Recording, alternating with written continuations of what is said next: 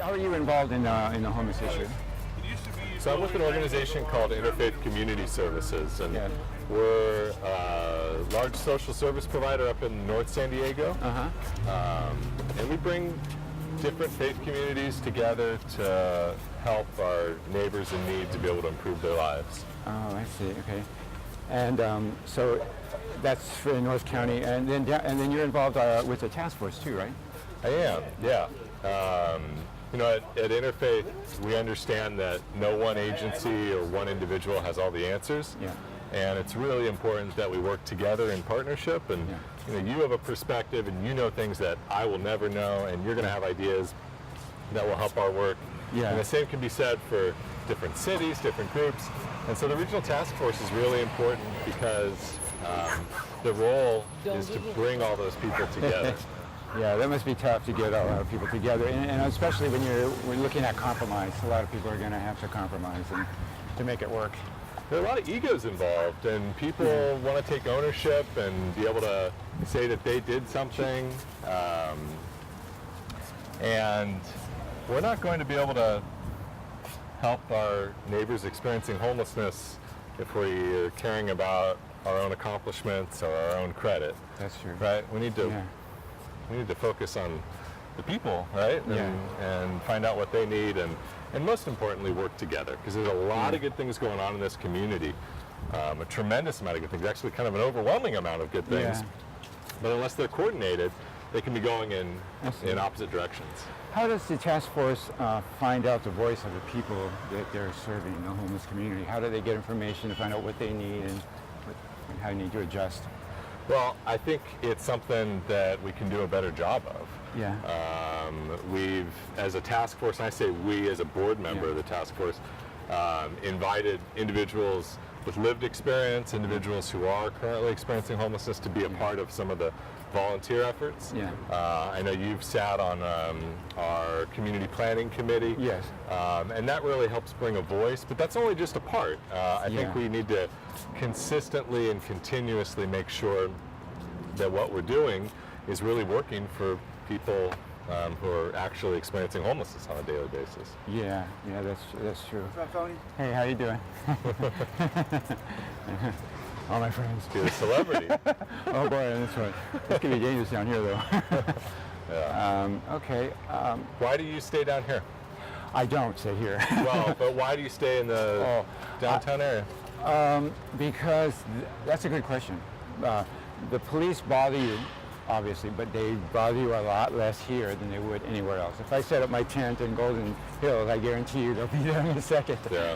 Down here, you can get away with it in certain spots. Yeah. I mean, like these guys over here, they get away with having their tents up all day long. Even where I stay, I can't do that. Tell me more about the regional task force, their plan, and what's going on with that. Yeah. So the regional task force has commissioned a community plan to effectively end homelessness in San Diego. And that can be pretty hard to believe as a possibility when we look around and see what's happening here in downtown. For me in North County, it can be very hard because I know how many people are experiencing homelessness and are not visibly on the streets but are hidden away. Right? And the plan is being created by a group called Focus Strategies. They're experts at what they do, and they've put in a lot of good work to create some pretty sensible steps to basically bring together all of the services and the initiatives and the organizations that are out there, and to create a common framework. And it's really focused around housing, which, you know, to the uninitiated might seem, well, of course it should be focused on housing, right? But of course, as you know, and as others in our world know, a lot of homeless programs have not been focusing on homelessness. They've been focusing on other issues and other causes. That's true. Which are important, right? But if you want to get people off the streets, we should start by getting people off the streets. What a concept, right? So the framework is really just steps that we need to take to prioritize new funding streams, new projects, make some changes to some existing projects, and do a better job of getting people off the streets. So what are some concrete things that the plan is going to contain? So The plan is in 2 phases. The first phase provides a series of steps we can take right now to make the changes that we need. So one example is we need a unified leadership team that can hold people accountable and can make sure that we're all working together. The regional task force on the homeless, in my opinion, really needs to be that leadership. Yeah. It needs to be that force to say, everything we're going to do as a region is going to move in this direction. Yeah.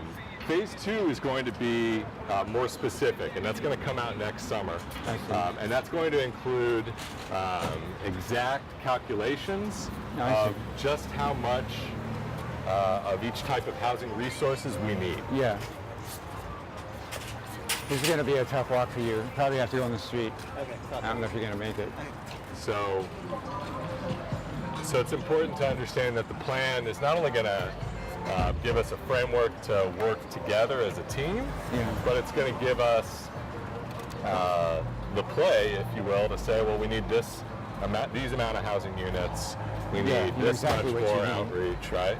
And then we know, okay, well, here's what we have. Say you need 6,000 housing units. How many do you have? What's the gap? And what do we need to do to fill that gap? Oh boy, obnoxious. Do you have any suggestions of what we can do before July of next year?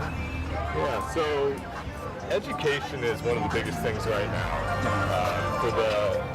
For the community at large to understand that there is a plan in place is really important, because the plan is actually not going to make any difference in the world if we don't actually implement it. Yeah, that's true. And all it really is, in its simplest form, is a framework for everyone to work together. Yeah. And so if you don't know about it, you're not going to be able to be a part of it. Yeah, that's so we want people to know there's a plan. There's a group called the Regional Task Force on the Homeless that's coordinating efforts in all of our different cities, all of our different nonprofits, our businesses, our faith communities, right? And if you don't know where to start, which can seem a pretty difficult place to, or a common question most people would have, what can you do here? It is a common question. Reach out, talk to somebody at the Regional Task Force, connect with an organization that's a part of this effort, and make sure that what you're doing is going to be making the biggest difference possible. I see. And I'd be willing to help in any way that you need. Thank you, Tony. The voice of the homeless, because I know you just don't know people around here, but I know a lot of people. And I have my experience. I can't speak for everybody else, but I've been here 4 years. So what do you think? What do you think are quick or immediate steps that you wish community members took, or you wish was happening that's not happening right now? Well, for one, there is no really immediate shelter. Or it's difficult to get in. I was reading an article about how, I mentioned which organization. $3 million a long time ago to help these people out here, man. We got $3 million to go. If I had it, I'd be using it. Yeah. See, that's what people think. They heard a while back with that money was donated by the federal government to help the homeless, a whole big sum, like $3 million or not. And that nothing happened. And that seems to be that seems to be the case. Even in my own case, I've had a navigator for housing. Nothing's happening. Still nothing's happening. It's been a long time. But I guess that's what this plan is about. Something's going to start to happen, and you guys are just making it ready. Everything's laying the foundation for this to happen. But people here on the street, they want it right now. Yeah, absolutely. Yesterday. Yeah. Hey, this is reality. And some people don't want it. That's one of the saddest things I think I've seen was there's this guy, this Vietnamese guy, and he's all dirty. He's sitting up next to a fence with a stuffed animal that's his height, and the stuffed animal is dirty, and it's raining, and he's not covering himself, and he's just sitting there because he needs help. He needs help. There's a lot of people like that they don't even know better to ask for help. Those kind of mental ones are the saddest in my point of view. Well, and so, exactly. And so what we have very few of compared to other communities is permanent supportive housing. And so that's that affordable place to live, right, with supportive services to help an individual be successful there, and to get the care they need if they have disabling conditions. And so what I find, I don't travel a lot, but when I do get into other communities, I like to go out and kind of get to know folks. And you know, people who are on the streets in other communities, there isn't. You don't see as many people in the situation that you just described. Because we just haven't done a very good job of making those resources available and connecting people into it. That's part of what the plan is about, is identifying, well, how many permanent supportive housing units do we need? And then how are we going to actually pay for it to make that happen? I mean, I know people who have been on the streets for a long time, and it's through the personal connections that we make that they finally decide to either make a change, or they just more often understand what resources are out there that they didn't know about before. Or we have a resource that didn't exist, you know, and we can actually help the individual. But if that person doesn't trust me, doesn't know me, why would they take a hand that's trying to help them when they've experienced so much trauma out here? People are really distrusting. As frankly they should be. I mean, you got to protect yourselves out there. Yeah, that's true. From other homeless people, from the police, from a lot of. If somebody wanted to do something to help the regional task force, what could they do? So give the regional task force a call. Let them know that you want to help. Ask them where you can be of assistance.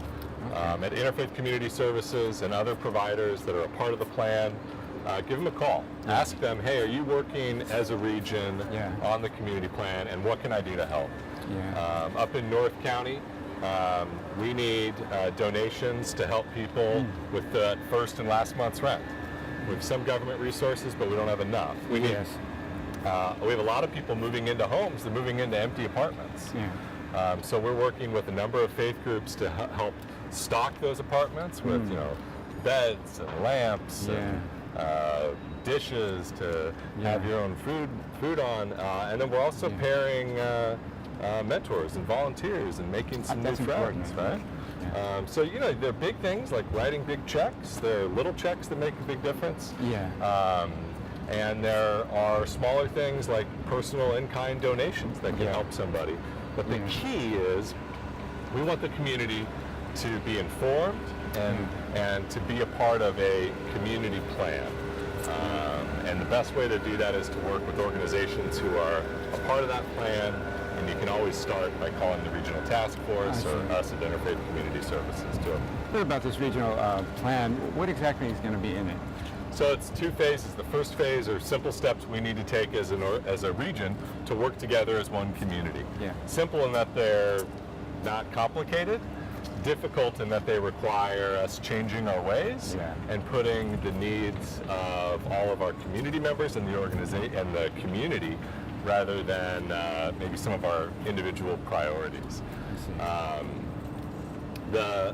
The first phase of the community plan outlines how we need a strong regional leadership body, how we need to prioritize best connecting every individual on the street to the resource best fit for them. We need to make sure that each person has personal choice in the matter, and we really need to be focused on the results of those efforts. I see. The second part of the plan is going to identify exactly what resources are missing and how much of that we need. How much more permanent supportive housing, how much more rapid rehousing. And then we'll have the information to go to the community and say, hey, look at the progress we're making. If you can help with this piece, we can truly end homelessness here in San Diego. So what do we need financially here? So phase 2 of the plan is going to use our own data regionally, because we actually have a couple hundred programs offering different types of homeless assistance. We're going to analyze that data and be able to say, well, here are these programs that are doing a great job and very cost effective. Let's do more of that. And if we had this amount of millions of dollars, we could truly end homelessness, or at least get close to where that's a reality rather than a pipe dream. I see. So phase 2 of the plan will identify specifically what resources we need to be able to get where we want to go. I see.